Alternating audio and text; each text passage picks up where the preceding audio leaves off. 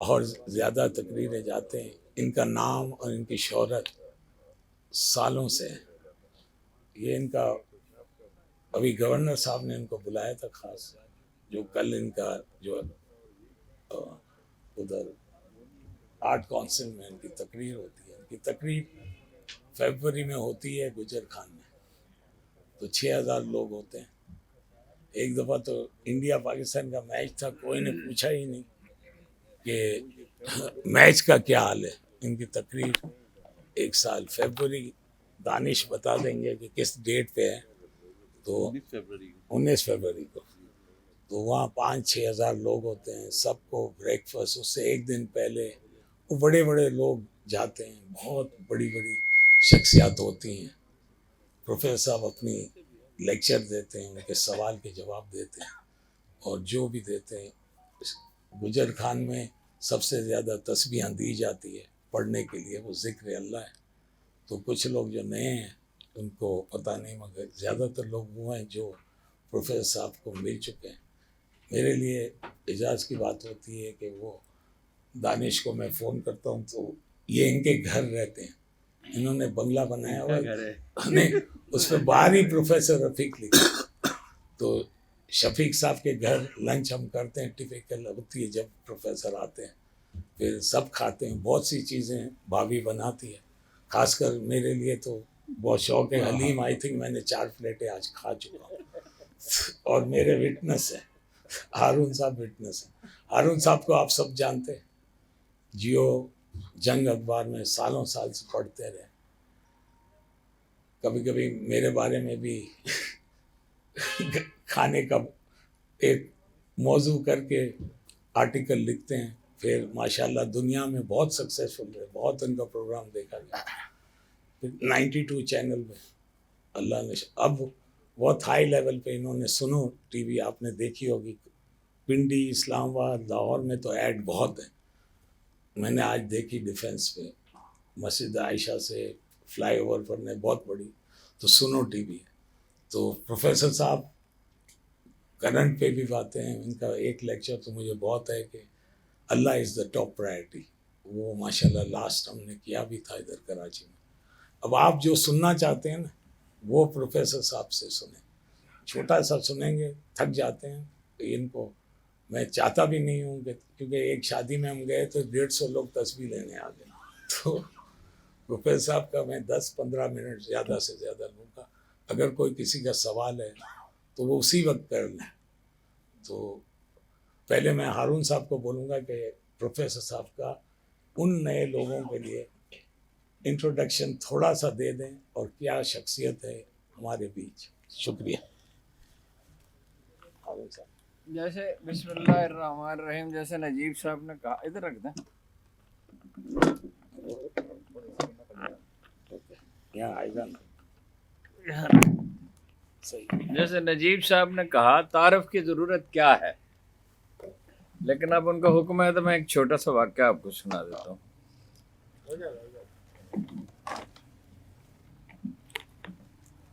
ایک پاکستانی خاتون آسٹریلیا میں پڑھتی تھیں، اور وہ مستقل ٹیلی فون کرتی رہتی تھیں. انہوں نے کہیں سے میرا نمبر لیا. کوئی کینیڈا میں ہمارے دوست ہیں اسرار کسانہ صاحب، ان کے کسی تحریر میں ان کا ذکر پڑا، پھر انہوں نے میرا نمبر دیا، مجھ سے رابطہ کیا. تو وہ بڑی کیریسٹی تھی ان کے اندر، سیکھنے کی بڑی خواہش تھی. بعض لوگوں کے اندر بڑی تشنگی ہوتی ہے اصول علم کی. تو میں نے ان سے ایک دفعہ پوچھا کہ آپ نے پروفیسر صاحب کو کیسے ڈسکور کیا؟ تو انہوں نے مجھے ایک بڑی عجیب بات بتائی. میں نے اس کا پروفیسر صاحب سے میرا خیال ہے کبھی ذکر نہیں کیا. انہوں نے کہا کہ میرے والد انتقال کر گئے اور میں ڈپریشن کا شکار تھی، اور میری سمجھ میں کچھ نہیں آتا تھا کہ میں کیا کروں. تو میں نے خواجہ نظام الدین اولیاء کی کا جو تذکرہ ہے، ان کی کتاب تو نہیں ہے، ان کا تذکرہ ہے، تو انگریزی زبان میں اسے پڑھا تو تصوف کی طرف کچھ میرا میلان ہوا. پھر اس نے ایک ایسی بات کہی جو بالکل رونگٹے کھڑے کر دینے والی تھی، جسے بھلایا نہیں جا سکتا. اس نے کہا اس ڈپریشن میں جب ایک دن میں باورچی خانے میں کھڑی تھی اپنے بھائیوں کے لیے، اس کے بھائی وہاں رہتے تھے، انہی کے پاس وہ گئی تھی تعلیم حاصل کر ہائر ایجوکیشن کے لیے، تو میں نے آسمان کی طرف دیکھا اور کہا کہ یار اب تیری وہ رحمت کہاں ہے جو ہمیشہ ہوتی ہے؟ اور اس نے کہا کہ اس دوران میں نے فلاں مولوی صاحب کو پڑھا، وہ بات تو اچھی کرتے تھے مگر وہ مسلمان عورت کے حقوق تو اس کو دینے کے لیے تیار نہیں تھے۔ ایک اور جناب مدبر اعظم کو پڑھا تو وہ مجھے لگا کہ یہ کہتا ہے پہلے تو مجھے ولی اللہ مانو تو اس کے بعد میں تم سے بات کروں گا۔ پھر میں نے فلاں کو پڑھا، وہ بڑے مختصر جملوں میں اس نے اپنی رائے دی ان کے بارے میں کہ میں ان سے متاثر تو ہوئی مگر اس میں یہ پرابلم تھا۔ اس شام اس نے کہا کہ میں اپنا جب میں نے یہ کہا کہ اے رب اے پروردگار تیری وہ رحمت کہاں ہے جو ہمیشہ ہر جگہ ہوتی ہے، تو میں نے جا کے اپنا لیپ ٹاپ کھولا تو اس پہ پروفیسر احمد رفیق اختر نام کے کوئی صاحب گفتگو کر رہے تھے اور انہوں نے قرآن کریم، اس نے کہا کہ جب میں یہ کہہ رہی تھی تو یک میرے ذہن پہ قرآن مجید کی یہ آیت میرے ذہن میں آئی جو پروفیسر صاحب ہمیشہ پڑھتے ہیں، اللہم ادخلنی مدخل صدق، بسم اللہ الرحمن الرحیم، اللہم ادخلنی مدخل صدق واخرجنی مخرج صدق وجعلنی من لدنک سلطانا نصیرا۔ اس نے کہا جب میں نے کھولا لیپ ٹاپ تو ایک صاحب یہ آیت پڑھ رہے تھے اور وہ پروفیسر صاحب تھے، اور میں نے جب ان کی بات سنی تو مجھے اندازہ ہوا کہ وہ آدمی آخر کار مجھے مل گیا ہے جس سے رہنمائی جو میری رہنمائی کر سکتا ہے، جو مجھے بتا سکتا ہے کہ مجھے زندگی کس طرح گزارنی چاہیے۔ یہ ایک واقعہ ہے۔ اس طرح کے بے شمار واقعات ہیں جن پہ کتاب لکھی جا سکتی ہے کہ کوئی آدمی آتا ہے اور وہ کہتا ہے کہ میری بیٹی کو طلاق ہو گئی ہے یا ہونے والی ہے، اور یہ میاں بیوی کا جھگڑا ہو گیا ہے، یا یہ میرا کاروبار تباہ ہو گیا، یا میں بالکل کنفیوز ہوں، میری سمجھ میں نہیں آتا۔ ایک بڑے وکیل صاحب تھے، بہت مشہور، بڑے آنریبل آدمی تھے ویسے، ان کا میری سمجھ میں نہیں آتا کہ خدا کیا ہے۔ تو ہم ان سے کہتے ہیں کہ اچھا چلیں کسی دن، اب تو پروفیسر صاحب کی صحت اتنی اچھی نہیں ہے، عمر بھی بڑھ گئی، چلیے پروفیسر صاحب کے پاس چلتے ہیں۔ دین موسٹ آف دی کیسز یہ ہوتا ہے کہ جب آدمی وہاں سے اٹھتا ہے تو کسی نہ کسی درجے میں وہ کلیئر ہوتا ہے۔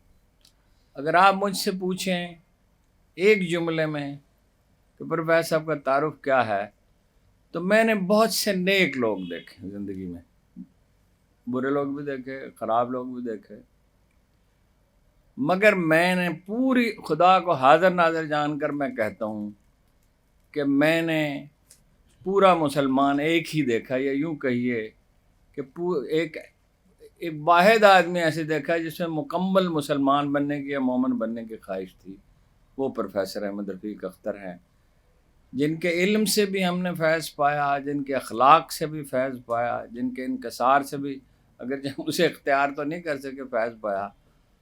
تو اگر کوئی آدمی الجھن میں ہے اور یہ سمجھنا چاہتا ہے کہ زندگی کیا ہے، کائنات کیا ہے، اس کا مالک کون ہے، تو اسے پروفیسر صاحب کی بات توجہ سے سننی چاہیے۔ ضروری نہیں ہے آپ ان سے 100% اتفاق کریں، نہ وہ یہ اس کا مطالبہ کرتے ہیں۔ ہم جتنے لوگوں سے ملے، بڑے بڑے لوگوں سے ملے، ان میں سے ہر ایک نے ہمیں اپنی طرف دعوت دی۔ پروفیسر صاحب وہ واحد آدمی ہیں جنہوں نے ہمیں اپنی طرف دعوت نہیں دی بلکہ اللہ اور اس کے رسول کی طرف دعوت دی۔ آپ کا بہت بہت شکریہ۔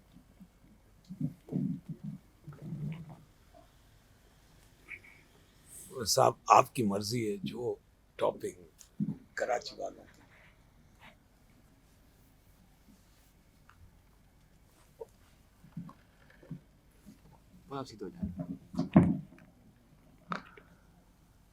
اعوذ باللہ السمیع العلیم من الشیطان الرجیم، بسم اللہ الرحمن الرحیم۔ رب ادخلنی مدخل صدق واخرجنی مخرج صدق واجعل لی من لدنک سلطانا نصیرا۔ سبحان ربک رب العزۃ عما یصفون وسلام علی المرسلین والحمد للہ رب العالمین۔ حضرات گرامی، جب اللہ سبق دے رہا تھا تو اس نے انسان کے سٹیجز آف لائف گنائی.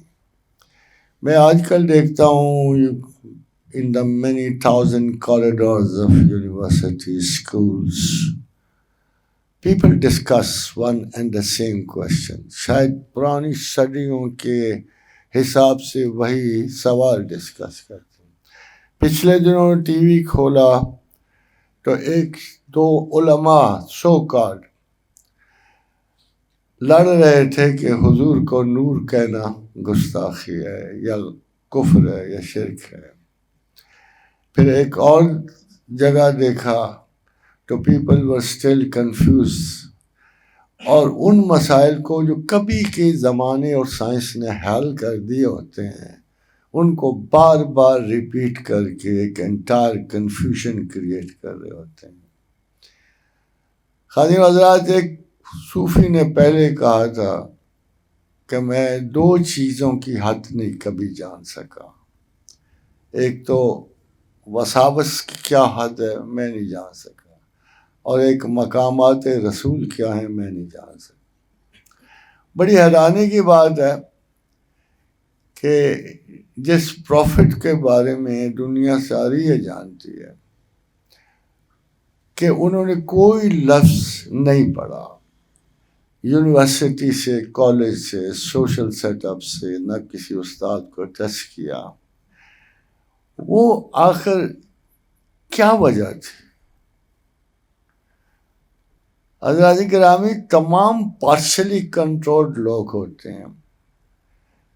جب پروفیسر مارکس جب جرمنی میں تجربہ کر رہا تھا، یہ ذہن کے تجربہ کرنے والوں میں سب سے بڑا تھا، تو اس نے حیران ہو کے کہا کہ اگر میں یہ لوگوں کو، پرٹیکولرلی ویسٹرن لوگوں کو یہ بتا دوں کہ we are not free at all, تو وہ تو مجھے جان سے مار دیں گے. وہ جو آزادیوں کا پرچار کرنے والے لوگ ہیں، تو وہ اس نے نٹشل میں یہ کہا کہ 6 seconds before we make a decision, all of us, 6 second پہلے کسی خارجی ذرائع سے ایک ایسا فیصلہ آتا ہے جو ہمارے تمام موجود اور غیر موجود فیصلوں کو ختم کر کے خود اس کی جگہ لے لیتا ہے. اور یہ ٹیسٹڈ اور ٹروتھ ہے برین کے بارے میں. برین کے بہت کم فلاسفرز ہیں، مطلب بڑی کم محنت اس پہ کی جاتی ہے، بڑا پیچیدہ مسئلہ ہوتا ہے یہ. ڈاکٹر ڈیوو جو تھے انہوں نے ایک بڑی سادہ سی بات کی کہ جب ہم کسی درخت کو دیکھتے ہیں تو آئی کین ناٹ نو کہ what it is in real, یہ کیا شے ہے. ہاں البتہ روزمرہ کے تجربوں سے، آشنائی سے، راہ گزری سے ہم نے اس کو ایک نام دے دیا کہ یہ درخت ہے. ورنہ اگر آپ مجھ سے پوچھو کہ یہ کیا ہے تو scientifically I can not answer this question what this tree is. بہت پہلے ان سے برٹرن رسل نے ایک بڑا مشہور جملہ کہا اور بڑی ایمانداری سے کہا، اگرچہ وہ ایتھیسٹ تھا، مذہب کے خلاف تھا، مگر اس نے کہا کہ we only know the nature, we only know the external points of a thing. We do not know the real nature of a thing. اب میں حیران ہوتا ہوں کہ میرے پیغمبر ایک دعا مانگا کرتے تھے، اللہم نبنی بحقیقت الاشیاء. جہاں سب بڑے بڑے سائنسدان یہ کہہ رہے تھے کہ ہم کسی چیز کی فطرت کو نہیں جانتے، ہم اس کے ظاہری پرت کو جان رہے تھے. ہمارے ایک رسول کی یہ دعا ان کی اپنی بھی تھی اور ان کی امت کو بھی یہ تلقین کی جاتی تھی کہ ایسے دعا مانگو کہ اللہم نبنی بحقیقت الاشیاء، اے اللہ ہمیں حقیقت اشیاء کی خبر دے. دس کی ناٹ بی ایکسپیکٹ. آئیے میں آپ کو وہ 2-4 مثالیں دوں. حضرت عقیل بن رزینی ایک صحابی تھے. انہوں نے رسول اللہ صلی اللہ علیہ وسلم سے پوچھا ऐन कान रब्बुना यखलुकुल खलक, کہ تخلیق سے پہلے ہمارا رب کیا کر رہا تھا؟ تخلیقات شروع کرنے سے پہلے ہمارا رب کیا کر رہا تھا؟ میں اس کو نہیں جانتا کہ اس نے یہ سوال صحابی نے کیوں کیا، کیونکہ یہ ان ایکسپیکٹڈ کوشچن ہے جو اس زمانے میں ویلڈ نہیں ہوتا، جہاں نہ اسٹارلاب تھی، نہ کوئی لیبارٹری تھی، نہ کوئی رصدگاہ بنی ہوئی تھی، نہ کوئی حبل تھی، کوئی بھی تو شاید نہیں تھی.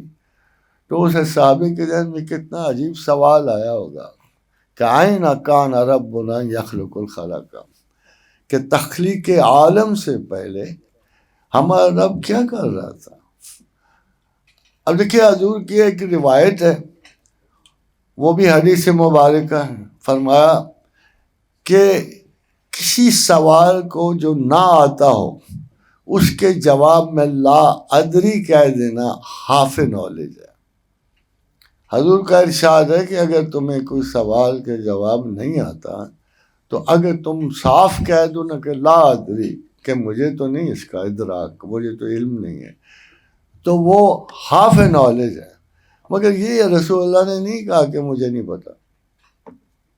اب دیکھیں وقت، دیکھیں زمان و مکان، دیکھیں 13.7 بلین کی کائنات کا بلٹ اپ دیکھیں، بگ بینگ دیکھیں، اور رسول اللہ سے پوچھا جا رہا ہے، یہ سوال پوچھا جا رہا ہے کہ این کان ربنا یخلق الخلق.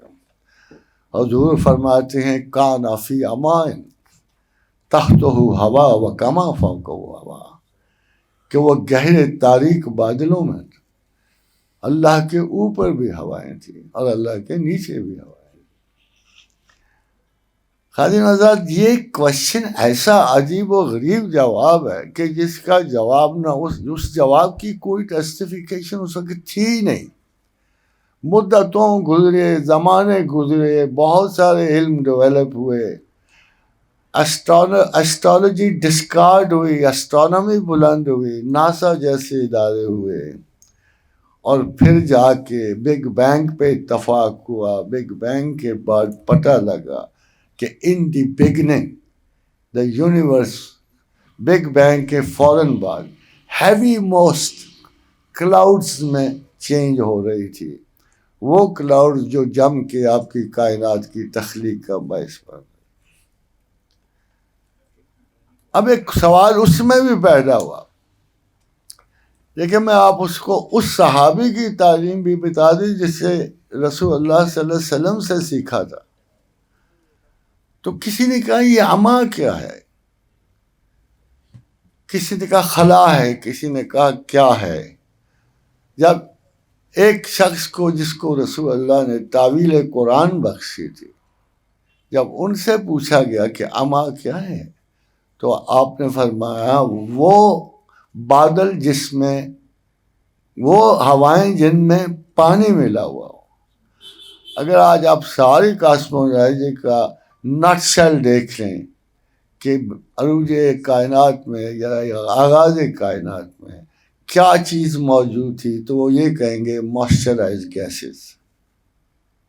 ظاہر ہے کہ انہوں نے آپ کو سائنس کی تعلیم تو نہیں دینی تھی، مگر یہ خبر دینا اور پھر یہ اطلاع دینی یہ ہمارے رسول کے علم میں تھا. اور حیرانی کی بات ہے کہ سائنسز بہت ترقی کر گئی ہیں، مگر ابھی میرے اندازے میں کہ 200-300 برس قرآن کے قوانین سے پیچھے ہیں. بہت مدتی 100 قبل مسیح کے قریب ٹولیمی آف ایجپٹ نے یہ کہا کہ زمین ساقط ہے. اور آپ اندازہ کریں کہ عرب کے شیوخ نے اور بڑے بڑے معزز فقہا نے اس نہ کہنے پہ اگر کوئی شخص انکار کرتا اس بات کا کہ زمین ساقط نہیں ہے تو اس کو قتل کی سزا دیتے تھے. یہ حد تھی اس وقت. آج کے بھی علماء جو تھے وہ زمین کو ساقط سمجھتے. قرآن بیچ میں آیا، میں ابھی قرآن کوٹ نہیں کروں گا. اور کوپرنیکس کا زمانہ آ گیا. یہ 1542 کا زمانہ ہے. 1542 میں کوپرنیکس نے کہا کہ Ptolemy was wrong, I'm right, اور یہ کہ سورج جو ہے وہ ساکت ہے اور کائنات اس کے گرد گھومتی ہے. وہ کہتے ہیں کہ جیسے جوش ملی آبادی نے کہا تھا, ہم ایسے اہل نظر کو ثبات حق کے لیے, اگر رسول نہ ہوتے تو صبح کافی تھی. کہ ہم ایسے اہل نظر کو ثبات حق کے لیے اگر رسول نہ ہوتے تو صبح کافی تھی. آپ سوچئے کہ اتنے عرصے میں 1542 تک تمام سائنسز مل کے جملہ انسانیت کو دھوکہ دے رہی, غلط بتا رہی تھی. یہ اپنی جگہ درست ہے کہ وہ غلط بتا رہی تھی, مگر ہم ان سائنسدانوں کو برا نہیں کہتے. They were desperately trying to seek through the privacy of skies. ہم جانتے ہیں کہ وہ ڈھونڈ رہے تھے, وہ تلاش کر رہے تھے, مگر حقیقت جاننے سے ابھی وہ قاصر تھے. اور قرآن کیا کہہ رہا تھا؟ وَسَخَّرَ الشَّمْسَ وَالْقَمَرَ, ہم نے چاند سورج ستارے سارے مسخر کیے ہوئے ہیں, یہ اپنے اپنے دوائر میں گھوم رہے ہیں. اور کلو یجری لاجل مسمى, یہ تمام چل رہے. Not one, not sun, not earth, everything is moving in the universe. خادم حضرات, ابھی تک میرے اپنے شعور کے مطابق سائنس قرآن کی آدھی آیت سے متفق ہوئے. یہاں تک تو اب سائنس جان گئی. اب کسی سائنسدان سے, کسی سائنس کے طالب علم سے پوچھ لو کہ کائنات کے کیا سٹوری ہے, in the words of sir James, وہ کہیں گے کہ everything is moving in the universe, everything is moving in the universe. مگر اگلا آدھا حصہ باقی. اس آدھے حصے کی دلچسپی کے لیے میں یہ بات کر رہا ہوں. ابھی ایک مرحوم سائنٹسٹ تھا, اس کے نام صدی منسوب ہے, تو وہ یہ کہہ کے مرا ہے کہ آئی ڈونٹ بلیو گاڈ. انہوں کو پوچھا کیوں بھائی, ایسی کیا قیامت آ گئی ہے؟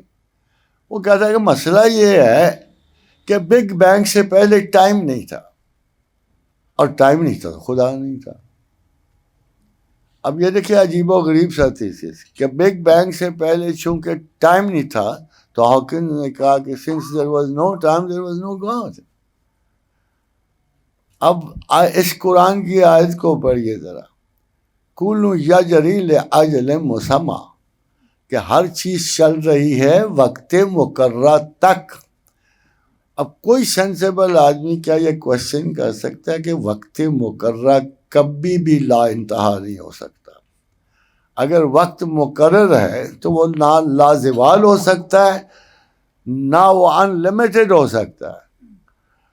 اور خدا وقت کے بارے میں ایک عجیب و غریب سی مثال دیتا ہے. رب کریم کی یہ مثال میرا نہیں خیال کہ دنیا میں یا کسی بھی جگہ یہ مثال دہرائی جا سکتی, کہ جب عزیر گزرے ایک بستی سے, جو بستی الٹی پڑی تھی, کنویں سوکھے پڑے تھے, اور بڑی ساری ویرانیاں ایک دوسرے کی شکل دیکھی, تو عزیر نے سوچا چشم تصور میں کہ کبھی یہاں یہ آبادی ہوگی, کبھی لوگ بستے ہوں گے, اور بڑی رونق ہوتی, بڑے ہنگامے ہوتے ہوں گے.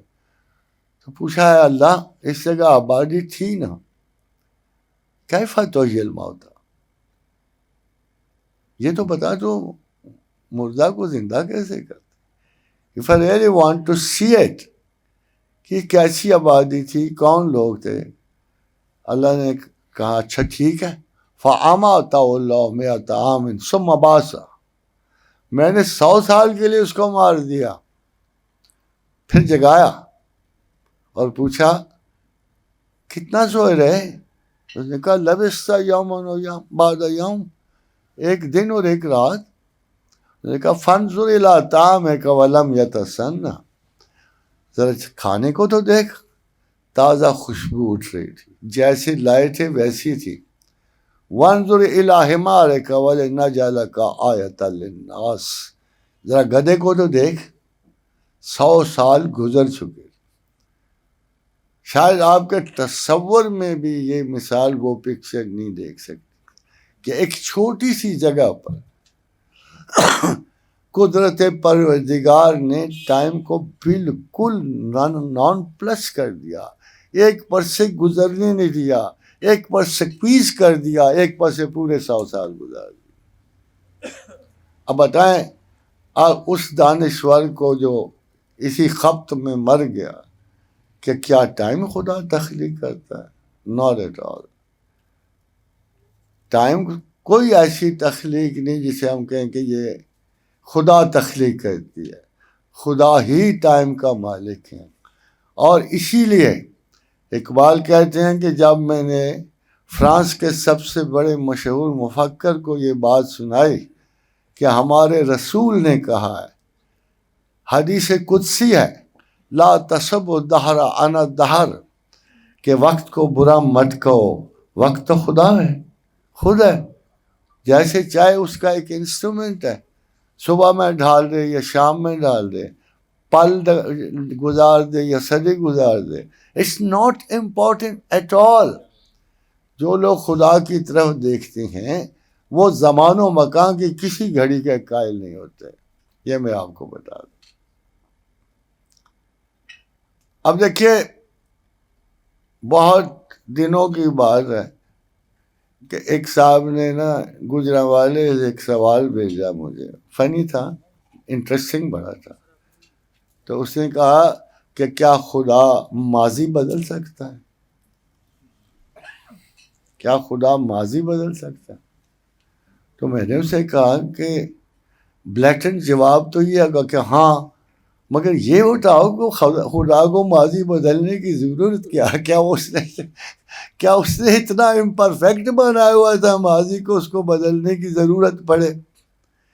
تو انسانی ذہن میں زمان و مکان کے بارے میں ایسے ایسے عجیب و غریب خیال اٹھتے ہیں.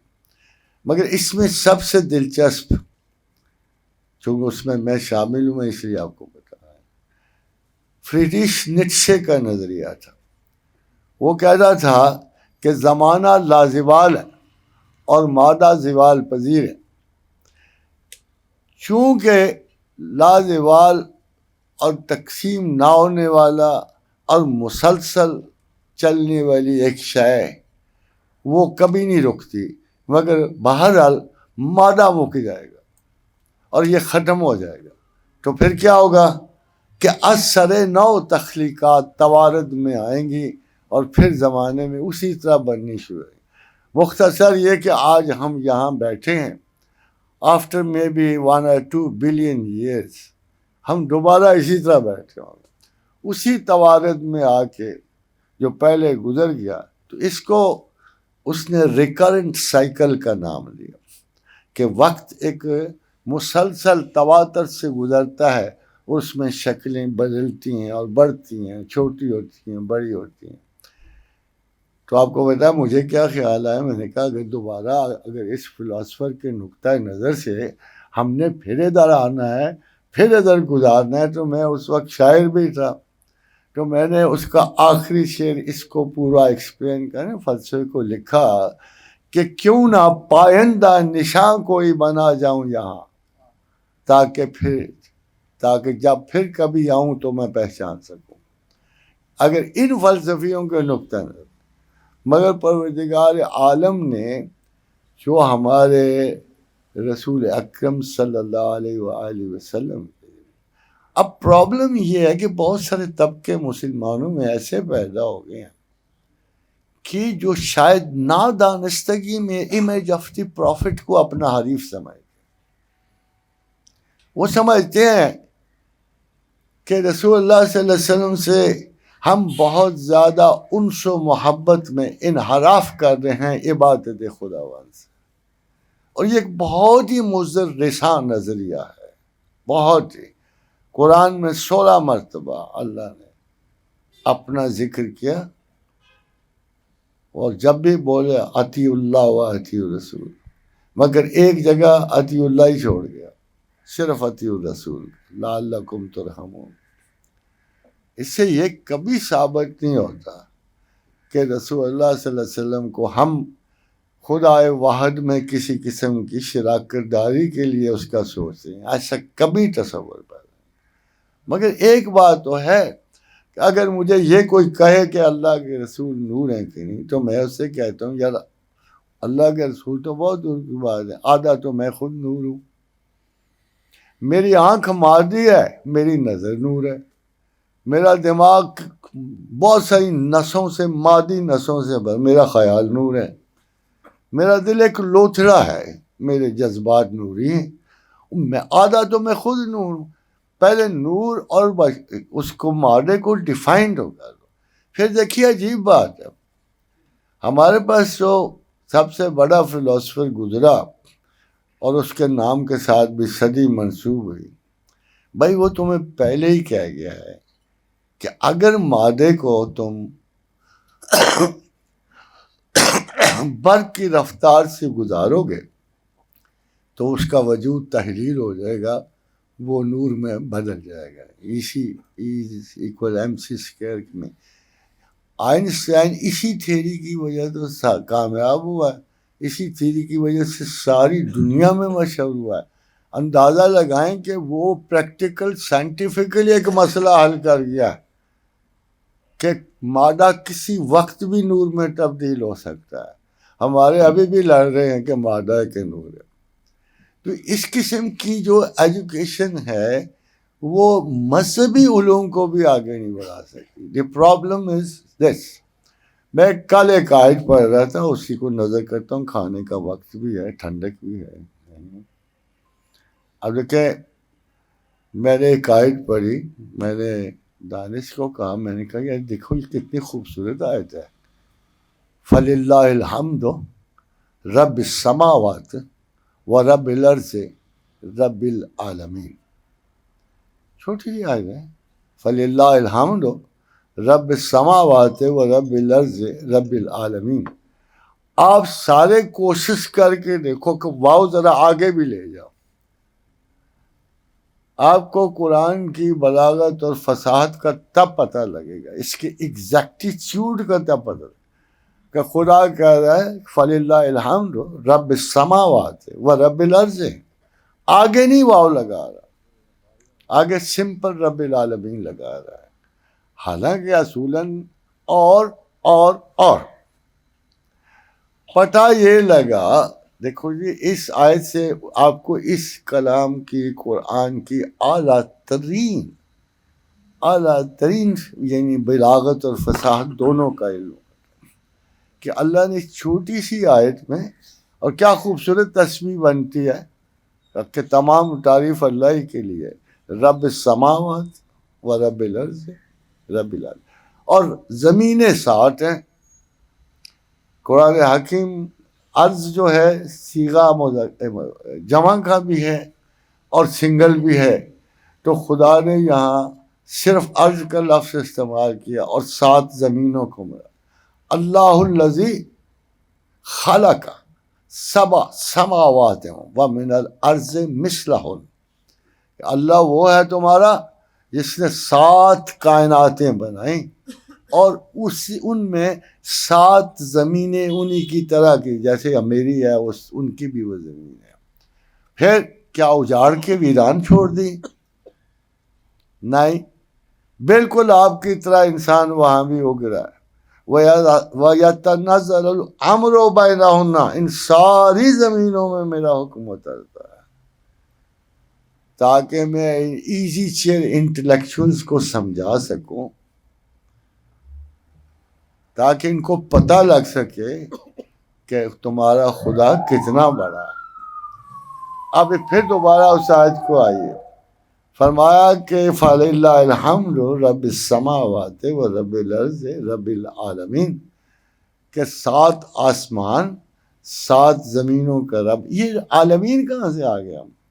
اگر آپ پوری وضاحتیں پڑھ جائیں تو آپ کو حیرت ہوگی کہ عالمین میں اشیاء کو گنتے ہیں، اسپیس کو نہیں گنتے سارے مفسرین۔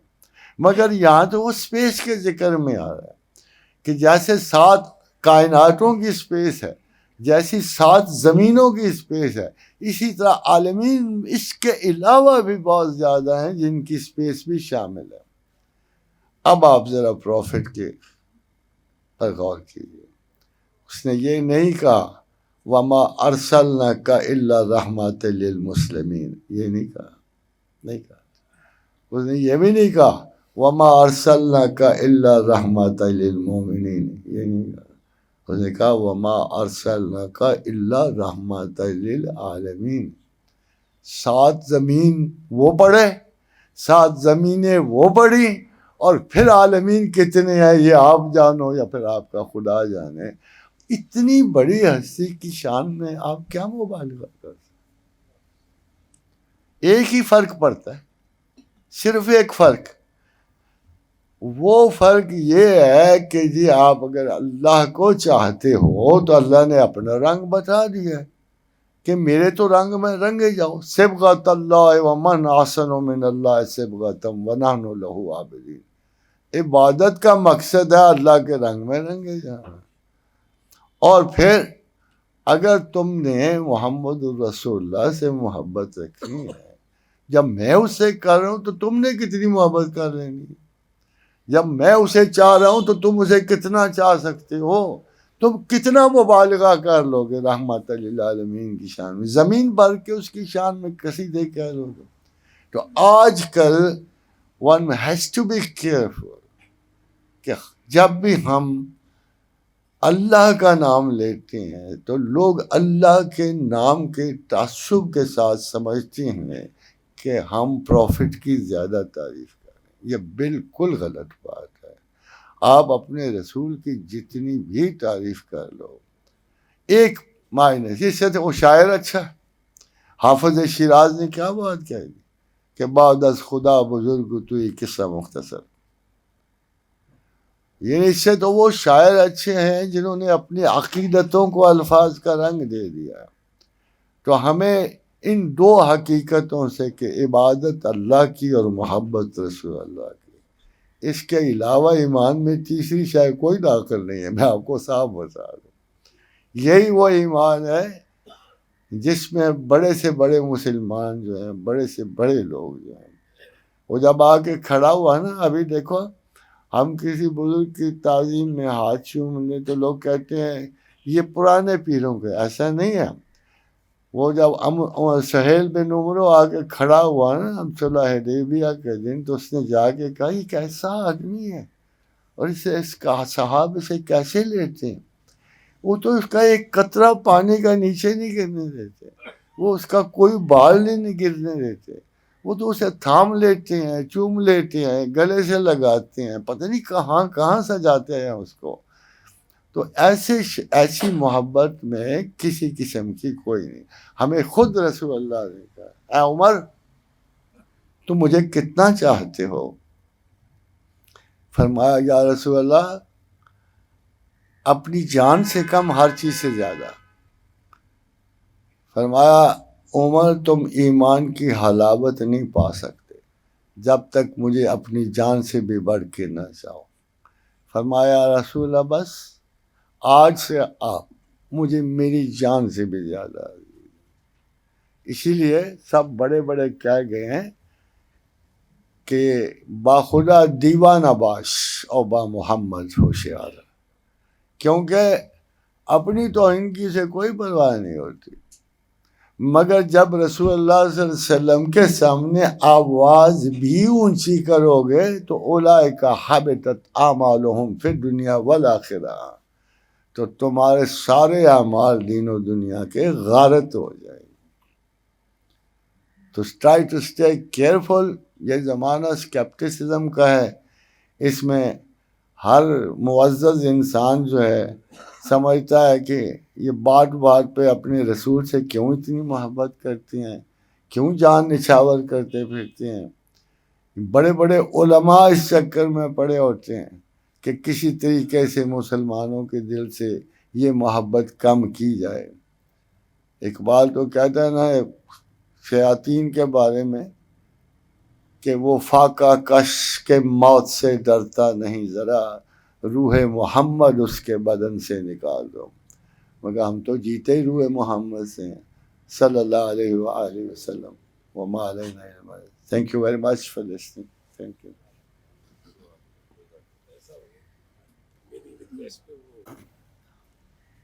میں ویسے کہ میں نے اصل میں اللہ کے رسول کے بارے میں اتنی خوبصورت چیزیں ہیں کہ بندہ مجھے اپنی زندگی میں سب سے بڑی خوشی جو ہے، سب سے بڑی خوشی بے انداز جس کا کوئی احاطہ نہیں کر سکتا، کہ رسول اللہ ہم میں سے ہیں، انسان تھے اور ہماری متاع حیات ہے، وہ ہمارے رہبر ہیں، ہمارے باپ ہیں، جو قربت انہوں نے ہمیں بخشی ہے. اور جو حضور صلی اللہ علیہ وسلم کے پاس ایک بدو آ گیا تو کہنے لگا یا رسول اللہ قیامت کے دن حساب کون دے گا؟ آپ نے فرمایا کیوں پوچھتا ہے؟ کیا تو نے نمازیں بڑی پڑھی ہیں؟ کہنے نہیں بس واجبی سی پڑھی. کیا تو نے بہت کچھ کیا ہوا ہے صدقات؟ کہتے ہیں نیل. کہتے کیوں پوچھتا ہے؟ اگر تیرے اعمال بھی اتنے اچھے نہیں ہیں تو یہ کیوں کہتا ہے کہ قیامت کے دن حساب کون لے گا؟ فرمایا یا رسول اللہ ہم نے زندگی میں دیکھا ہے کہ جب کوئی عالی ظرف حساب لیتا ہے تو نرمی سے لیتا ہے، اور اللہ سے بڑا عالی ظرف کون ہو سکتا ہے؟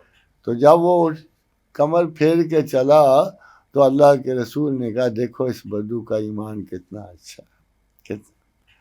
ہمارے پاس اس قسم کی رحمت کی، کرم کی اتنی اتنی لوگ سمجھتے ہیں کہ ہم بنا کے بیچتے ہیں. لوگ سمجھتے ہیں کہ ہم بخاری اور مسلم کے، یہ لوگ آشنا ہی نہیں کہ وہ کون لوگ تھے جنہوں نے حدیث اکٹھی کی. امام بخاری کو بخارا کے رئیس نے کہا کہ یا امام میں تو آپ سے بڑی محبت رکھتا ہوں، کہیں میرے پردادا کا نام بھی تو حدیث میں ٹھوک دو. بڑا بلا کے کہ آپ تو اس وقت شجرہ نسب بڑے، کہیں نہ کہیں راوی کی حیثیت سے ٹھوک دو میرے پردادا کا نام. تو امام آئے اور یہ جانتے ہوئے بھی کہ اللہ نے موت کی آرزو سے منع کیا ہوا ہے، تو آپ نے دعا مانگی کہ اے مالک و کریم میں نے اپنا کام جیسے نبھایا ہے اور جس محنت سے نبھایا ہے، مگر اب یہ لوگ مجھ پہ یہ اثر ڈالیں گے، یہ نہ ہو کہ میں کسی جانی کمزوری کا شکار ہو جاؤں، تو مجھے اپنی طرف بلا لے اور مجھے اٹھا لے. 1 ہفتے کے اندر امام بخاری فوت ہو گئے. حدیث تو ان لوگوں نے کلیکٹ کی ہے، اور حدیث تو امام مسلم بن حجاج نے کلیکٹ کی ہے کہ ایک طرف حدیث کی کتاب پھرول رہے تھے، ایک طرف کھجوروں کا ٹوکرا پڑا ہوا تھا، اور وہ جو جیسے سارے لوگ کہتے منچنگ بھی کر رہے تھے، ادھر صفحے بھی پھرولتے ڈھونڈ رہے تھے. صبح ہوئی تو ٹوکرا بھی ختم تھا، امام بھی فوت ہو چکے. یہ ان لوگوں نے تو جانے دی ہیں. اور آج کے منشی لوگ جو ہیں جیسے صاحب، مجھے نہیں پتا یہ جو کہتے ہیں حدیث از اے ہسٹری، حدیث از ناٹ اے ہسٹری. حدیث تو خون جگر سے لکھے ہوئے صحیفے ہیں. آپ کو بتا دیا گیا ان لوگوں نے محنت کر کے کہ اس کمزور کو چھوڑنا چاہو چھوڑ سکتے ہو، مگر یہ کبھی نہ کہو کہ حدیث غلط ہے. اگر سچی نکل آئی تو یہ بہتان کی سزا کون بھگتے گا؟ آپ یہ کہہ سکتے ہو کہ یہ کمزور ہے کیونکہ ائمہ نے بتا دیا کہ یہ ضعیف ہے، یہ فرد ہے، یہ حسن ہے، یہ صحیح ہے، مگر یہ نہ کہو کہ یہ غلط ہے، کیونکہ ہمیں پتہ نہیں ہے. ان لوگوں نے انتہائی محنت کے بعد موضوعات کو علیحدہ کیا، کمزور حدیثوں کو علیحدہ کیا. اب تو وہ اٹھتے ہیں کہ جو حسن اور صحیح حدیثوں کو بھی غلط کہتے ہوئے تھے. تو معاذ اللہ استغفر اللہ، ہمیں خدا اس ذلت خیال سے بچائیں. عقائد کی صحت ہے. There are other challenges to us.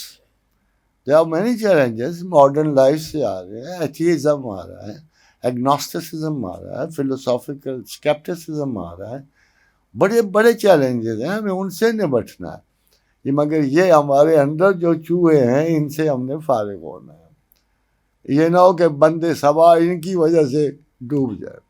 تو اللہ ہم سب پہ رحم کرے، ہمیں اپنے آقا و رسول کے احکامات پہ سلامتی سے چلنے کی توفیق دے، یا ارحم الراحمین، یا ارحم الراحمین، یا ارحم الراحمین، یا ذل جلال والاکرام، یا ذل جلال والاکرام، یا ذل جلال والاکرام، لا الہ الا انت سبحانک انی کنت من الظالمین۔ اللہم انا اسألک بانک انت اللہ الاحد الصمد الذی لم یلد ولم یولد ولم یکن لہ کفوا احد۔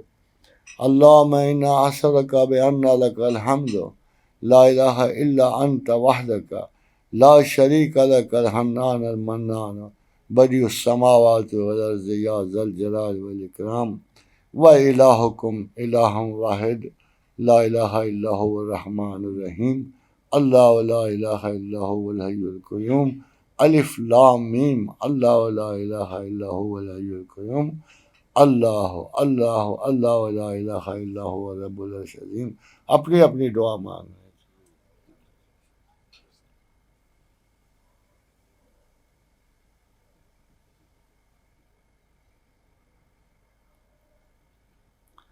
اللہم اعنا علی ذکرک و شکرک و حسن عبادتک، اللہم احسن عاقبتنا فی الامور کلها و اجرنا من خزی الدنیا و عذاب الاخرہ، اللہم انا اسألک العفو والعافیۃ، اللہم انا اسألک من فضلک و رحمتک فانہ لا یملکها الا انت، ربنا هب لنا من ازواجنا و ذریاتنا قرۃ اعین واجعلنا للمتقین اماما، اللہم اجعل اوسع رزقک علی عند کبر سنی و انقطاع عمری، اللہم الف بین قلوبنا واصلح ذات بیننا واہدنا سبل السلام، اللہم صلی علی محمد وعلی آل محمد وبارک وسلم۔ ویسے صاحب ایک کرنٹ جو ہماری ملک کی سچویشن ہے تو اس کے بارے میں اگر آپ کچھ تھوڑا سا بہت ساری چیزیں ایسی ہیں جو شاید پاکستان کے بارے میں، مگر اگر میں بہت سادہ سی بات آپ سے کہوں کہ ہمارے ملک میں فوری طور پہ 3 ٹریلین مکعب فٹ گیس نکل آئی ہے، اور یہ اس کے علاوہ جو ابھی اندازہ ہے، جو ابھی نکلی ہے، تو اس سے اندازہ ہے کہ یہ ملک کی ضروریات کے لیے کافی ہوگی، مگر اس کا ابھی اس میں کچھ 70 کلومیٹر کا گیپ ہے جس میں پائپ لائن بچھ رہی ہے، بنویٹ سے ایگزیکٹلی 0.9 کا 1 ٹریلین نکلی ہے، باقیوں سے یہ پاکستان کی سوئی کے بعد سب سے بڑا ذخیرہ جو نکلا ہے، اور یہ سب کے علم میں ہے مگر اس کو فلیش نہیں کیا جا رہا۔ As far as I understand, it will be told perhaps closer to the elections، اور اس کے ایڈوانٹیجز بھی بہت زیادہ ہوں گے، اور دوسرے جو گوٹکی سے نکلے ہیں دوسرے یہ ملا جلا، فرض کرو if I were a prime minister تو میں کیا کرتا، ہمیں اتنی ضرورت نہیں ابھی، ہم بہت کم سے گزارا کر رہے ہیں، ہم سوئی سے گزارا کر رہے ہیں۔ اس وقت دنیا میں گیس کی قیمت جو ہے $18 جا رہی ہے، ہماری نکل رہی ہے $4 پر۔ میرا مطلب تو آپ تاجر لوگ ہیں، آپ سمجھتے ہیں زیادہ ہم سے کہ اگر ہم تھوڑی سی 3 مہینے برداشت کر لیں تو بڑی آسانی سے ہم اپنے بہت سارے قرضے اتار سکتے ہیں۔ سیکنڈ دیکھو ریگولیٹر کا معاہدہ ہو گیا 8.4 پہ ہوا ہے، جس میں کم سے کم پاکستان گورنمنٹ کو 4 کچھ مل جائے گی۔ تیسرا آپ کا دیکھو یہ شاہراہ ہے، یورپ میں ایک ملک ہے جو صرف راہداری پہ چلتا ہے، لکسمبرگ، اور ہمارے یہ 4000 میل کی راہداری ہے، اس پہ کتنے اسٹیشن بنیں گے، کتنے ٹیکسز عائد ہوں گے، کتنی ورک شاپس بنیں گی، کتنے ہوٹلز بنیں گے، یو کی ناٹ امیجن. یہ ہن ہے جو پچھلے 4 سال بالکل بند رہا. ٹو بی ویری فرینک, میں سیاسی بات نہیں کرتا, مگر اس پہ کوئی کام نہیں. ابھی پھر شروع ہوا ہے اور بہت جلد گوادر کھل جائے گا. اور اس کے علاوہ دیکھو ابھی جو ایک جگہ سے گیس نکلی ہے, یہ 2000 بیرل تیل بھی نکلا ہے. اب اس کے آگے جائیے تو ابھی ایک سروے ہو رہا ہے جو اس میں کھدائی شروع کرنے والے ہیں. یہ بلوچستان کے بارڈر کے ساتھ یہ بہت بڑا ایریا ہے. کیا پتا کو بلا کیا نکلتی ہے اس میں سے, گیس نکل رہے ہیں. تو پاکستان ود ان یہ سیمس ٹو بی کم سے کم بغیر, وہ کہتے ہیں نا, بغیر کسی انگلی لگائے کہ اپنے ذرائع سے 15 سے 20 بلین پیدا کر رہے تھے. تو اس کا کیا حال ہو سکتا ہے؟ آپ خود سوچو کہ ابھی تو ہم 1 بلین کو ترستے ہیں, مگر جب آپ خود بغیر کسی منت سماجت کے 15 سے 20 بلین ڈالر آپ کو ہر سال مل رہے ہوں گے, تو آپ کی ترقی کا یہ حقیقت ہے کہ پاکستان بہت بڑی ترقی کو آگے بڑھ رہا ہے, بہت بڑی ترقی. اور الحمدللہ دوسری بھی صورتحال دیکھیں, یو کی ناٹ سلیپ اوور یوکرین. یہ ایک ایسے چٹان کی طرح ہے جو پہاڑ کی نکر پہ آئی ہوئی ہے. Any time Europe can blast, any time. اور میں پیچھے کئی مہینوں سے اس کو دیکھ رہا ہوں کہ وہ ختم ہونے کو نہیں آ رہی, وہ آگے بڑھ رہی ہے. آج کی سٹیٹمنٹ بھی بہت خطرناک ہے. اس کو دیکھتے ہیں تو یورپ مجھے اگلا ٹارگٹ نظر. اور نارتھ افریقہ قسم کھائے بیٹھا کہ میں نے امریکہ کو ضرور, نارتھ کوریا میں نے اس کو ضرور تباہ کر, قسم کھائے بیٹھا. اور اس کے میزائل زیادہ دور مار ہیں اور زیادہ پاورفل ہیں ہمارے سے. یہ ایک اور ہے, آسٹریلیا کے سامنے چائنا کھڑا ہے, بالکل تیار کھڑا. اب اگر ذرا سی بھی ہلچل کے بعد اب ساری دنیا یاد ہے کہ وہ وقت بہت ہی قریب ہے جس کو پروفیسی کیا گیا, اور اس کے آثار نظر آنے شروع ہو گئے ہیں. بلکہ مجھے کل کی اطلاع ہے کہ ایٹ ہارٹ جو بیسٹ تھنکرز ہیں یورپ کے, وہی نہیں لائنس پہ سوچ رہا. بلکہ 19 کا جو میرا سیشن ہے, میں نے اس کا عنوان بھی انہی وجہ سے ریسریکشن رکھا ہے, خواب ہے یا حقیقت. یہ ہمیں اگر مجھے آج کے زمانے میں آپ کہیں نا کہ آپ نے کس انفارمیشن پہ ٹچ کرنا ہے, تو میں کہوں گا صرف قول رسول پہ. انہوں نے ہمیں ڈیٹیل میں ہر چیز بتا دی. And exactly like pins are falling the same way, جو کچھ انہوں نے بتایا اس کے بعد. ابھی آپ دیکھیے جو اپنا سنبھال کے بیٹھا ہے, آپ نے کل پتہ خبر دیکھی ہوگی 55% تنخواہ میں اضافہ کیا ہے طیب اردگان نے. آپ سوچو کیوں؟ کہ اگلے آنے والے وقت میں خلافت عثمانیہ کا حیا, وہ اس کا ٹریلر ہے. خلافت عثمانیہ کے حیا کے بعد اس کی جو ڈیمانڈ ہے 11 یورپی ملکوں اور باقی کے اسلامی ملکوں پہ چلی گئی.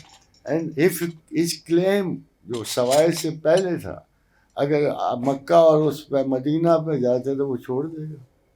اس وقت صورتحال ویسی نہیں ہے, تو بلکہ اس کی نشاندہی کرتے ہوئے آقا اور رسول کا ارشاد.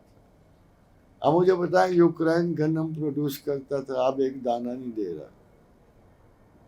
ادھر سے روس آئل دے رہا ہے, گیس دے رہا تھا, نہیں دے رہا. ادھر حال یہ میرے پاس اس وقت نقشہ پڑا ہوا ہے, آپ کو دکھا سکتا ہوں, جو مجھے انگلینڈ سے بھیجا گیا. اگلے 3 مہینے مسلسل ہڑتال ہے, پورا انہوں نے چارٹ بھیجا جنہوں نے دیا ہوا ہے. تو جو دیکھنے والے ہیں نا, وہ بہت بڑے ایک ہنگامے کو نظر میں لیے ہوئے تھے. پاکستان کو کچھ نہیں ہونا, 2 جگہوں کو کچھ نہیں ہونا, صاف ستھرا. ایک تو اللہ کی حفاظت پرانے مقدر ہے مدینہ المنورہ کو, اور دوسری پاکستان, یہ نام ہمانی ہے. یہ بھی طیبہ کا حمانی ہے، وہ بھی پاک اور صاف لوگوں کی جگہ، یہ بھی پاک سے نظر تو نہیں آتے پر ہے مگر میں افسوس سے کہتا ہوں کہ دیکھیں میں آپ یہ ایک بات ہے جو آپ سے کہوں گا، ہمارے لوگ خدا کو ٹرسٹ نہیں کر رہے، فلیش بہت زیادہ ہے، فلکس آف انسیڈنٹس ایسا آ رہا ہے کہ ہم ابھی دیکھ نہیں رہے ہیں، we are involved in local incidents, local propositions اور لیکل تھیریٹیکل تھیمز میں ہم پھنسے ہوئے ہیں، ہم ایک وائڈر کائناتی لیول سے اس کو نہیں دیکھ رہے، تو یہ آ جائے گا، چلو وہ تو کہتے ہیں ملکوں کے حساب سے 5-7 سال میں آ جائے گا، مگر اتنی دیر بھی نہیں لگے گی، Ukraine doesn't seem to be, یہ نہیں چھوڑ رہا آپ کو، میں پتہ ہے پچھلے کئی راتیں اٹھ کے دیکھا کہ آج کیا خبر ہے اس کی، یہ اسی طرح کھسک رہا ہے جیسے بہت بڑی چٹان آہستہ آہستہ آگے کی طرف کھسک رہی ہے، and once a nuke is gone Europe is blasted. ایک آپ کو فنی بات بتاؤں کہ ڈنمارک میں اور ناروے میں راشن بندی شروع ہو گئی ہے، اور ناروے میں پرٹیکولر جو کہ فوج نہیں تھی تو انہوں نے اپنی ساری پولیس کو فوجی ٹریننگ دینی شروع کر دی، اس کا بارڈر بھی تھوڑا سا رشا سے لگتا ہے، حالات بہت خطرناک ہیں، جو ان کے بڑے ہیں وہ جانتے ہیں، اینڈ دے آر رننگ، ہمارے پاکستانی میں نے پتا پچھلے 3 مہینے سے ہر پاکستانی کو ادھر جانے سے روک رہا ہوں، اس لیے کہ مجھے شبہ ہے کہ یہ it will be a very quick sort, 18 تو منٹ لگنے ہیں، 18 منٹ لگنے ہیں، پھر کیا رہ جائے گا، کیا نہیں رہے گا،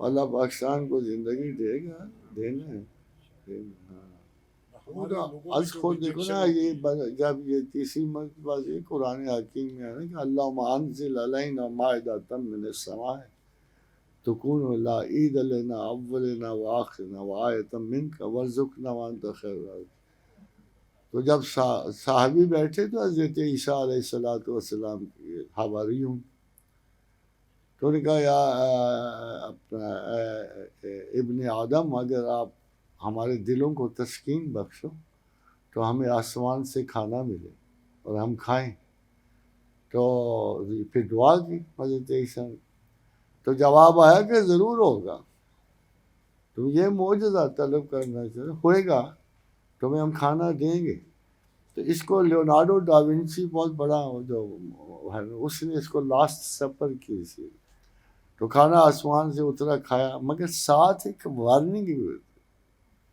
کہ تم پھر بھی میری ناشکری کرو گے اور میں تمہیں کچھ سزا تمہارے ہاتھوں تمہیں زمین پر بھی دوں، تو وہ میرا خیال ہے گھڑی برابر ہی ہے۔ کہتے ہیں کہ یورپ کو جرمینک وارز تباہ کرتے، ہر 2 مرتبہ جب یورپ ٹاپ پہ تھا تو اس کو جرمینک وارز تباہ، again today Germany is in the worst condition, اس کو گیس نہیں مل رہی، اس نے اوپن بیٹ لگائی ہوئی ہے کہ کوئی گیس دے دے اور جس بار مرضی دے دے میں لیتا ہوں، اور انہی دنوں میں پاکستان میں گیس آپ دیکھو 3 ٹریلین مقافل گیس ہے انہی دنوں میں، آپ سوچ لو پھر خدا کیا کرنا چاہ رہے ہیں، تو اللہ پاکستان کو کچھ نہیں ہوتا، میں اتنا جانتا ہوں کہ پاکستان کی تخلیق ایک صاف ستھرے نیک مسلمانوں کے ہاتھ ہے، خوبصورت ہیں، وہ دلوں کو کھینچ لیتے ہیں، کہ جب اس سے پوچھا گیا قائد اعظم کیوں مر رہا ہے ان ناشکر پاکستانیوں کے لیے، کیوں جان دے رہا ہے، تو اس نے کہا میں نہیں، اس وجہ سے نہیں ہے، میں چاہتا ہوں کہ جب مر کے خدا کے حضور پہنچوں تو وہ کہے ویل ڈن مسٹر جناب، یہ تو تھی اس کی نیت، دیکھو جس کو آج ہمارے اپنے لوگ مشتبہ کر رہے ہیں، اس کی یہ نیت تھی کہ وہ جب اس کو کہا گیا نا کہ قائد اعظم کیوں مر رہا ہے، تو اس نے کہا بس ایک وجہ سے کہ میں یہ کام کروں پورا اور خدا کے حضور جاؤں تو وہ مجھے بس اتنا کہہ دے ویل ڈن مسٹر جناب، اب دیکھو وہاں بھی انگریزی بول رہا ہے اتنا پیور ہے، خالص ہے، اتنا شاندار ہے آپ کا لیڈر کہ قیامت تک اللہ اس کی مسائل کو ضائع نہیں کرے. یہ آتے جاتے ہیں لیے جو ابھی آ رہے ہیں کوئی جا رہے ہیں, یہ تو سیاستدانوں کا فیشن شو. اچھا It's not serious. It's not serious at all. یہی بات ہے.